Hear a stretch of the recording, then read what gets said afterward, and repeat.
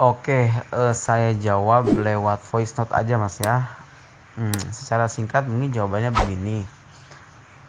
Sebenarnya keridoan yang dimaksud kan bukan keridoan dalam arti yang mutlak. Mutlak artinya tanpa ada ikatan gitu ya. Bukan semua keridoan orang tua itu identik dengan keridoan Allah gitu. Enggak gitu juga.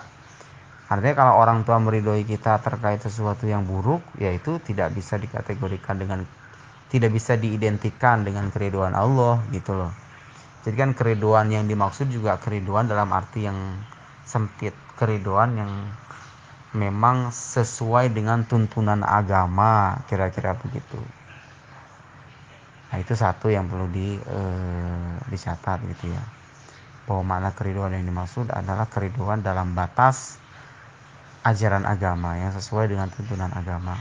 Kemudian kalau bertanya kenapa kok orang tua sampai diposisikan sebegitu mulia, yaitu murni kehendak ilahi gitu loh. Memang Allah ingin mengangkat derajat mereka paling tidak untuk menunjukkan akan besarnya jasa mereka terhadap anak gitu loh, sebagai bentuk rasa syukur kita kepada orang yang sudah melahirkan, memberi nafkah, memberi pendidikan dan semacamnya, hal-hal yang berkaitan dengan kehidupan kita.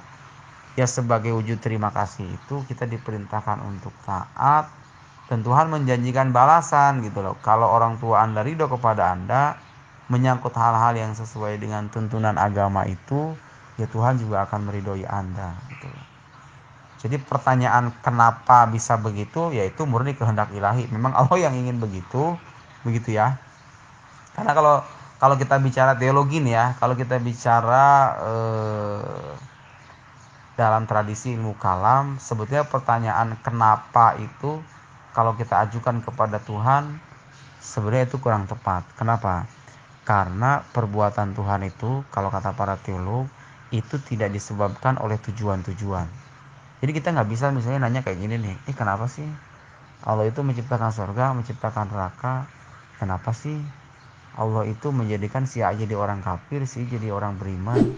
Kenapa sih nggak begini? Kenapa sih nggak begitu? Nah, kata kenapa yang kita alamatkan kepada Allah sebetulnya keliru. Kenapa?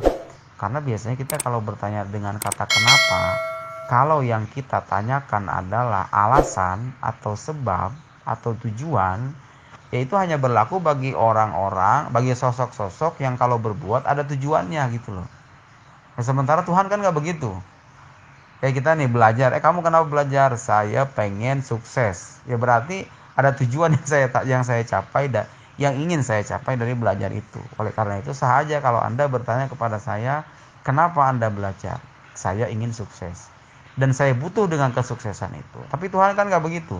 Ketika Tuhan menciptakan si A, si B, si A dijadikan orang beriman, ini jadi orang kafir, nanti ada surga, ada neraka, ada ini, ada itu. Kita nggak bisa bertanya dengan kata kenapa. Karena memang perbuatan Tuhan tidak disebabkan oleh tujuan-tujuan. Loh kok bisa begitu? Ya kalau perbuatan Tuhan disebabkan oleh tujuan-tujuan, artinya Tuhan tunduk pada sebab-sebab itu dan dia butuh dengan tujuan-tujuannya. Dan kita menafikan kebutuhan dari Tuhan itu. Sekali lagi jawabannya, kalau bertanya kenapa kok bisa orang tua diangkat derajatnya sedemikian mulia dalam ajaran Islam, ya agama menghendaki itu. Memang begitulah aturannya, Tuhan menginginkan itu. Paling tidak kita bisa mencari hikmahnya barangkali Mas ya, bukan sebab. Hikmah apa sih yang bisa kita petik dari pengangkatan derajat orang tua sampai setinggi itu, seolah-olah keriduannya diidentikan dengan keriduan Tuhan. Ya di antara hikmahnya mungkin itu, agar kita menjadi manusia yang pandai bersyukur, pandai berterima kasih, mengetahui jasa orang lain gitu kan, tahu diri begitu kan,